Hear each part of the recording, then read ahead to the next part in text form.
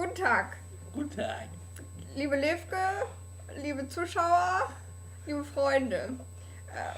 Wir sind hier im Auftrag von Jan Wolfhage und Joanna Kluge. Die beiden sind leider sehr beschäftigt mit sehr geschäftlichen Dingen und hatten keine Zeit, deswegen haben sie uns gebeten, dir etwas vorzutragen zu deinem, wie ich hörte, 16. Geburtstag. Okay, Ja. einen Moment.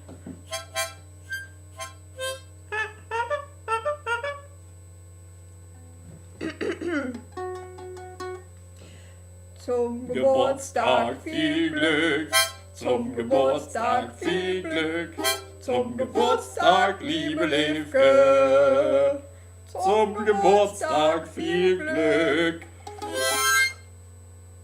Voila!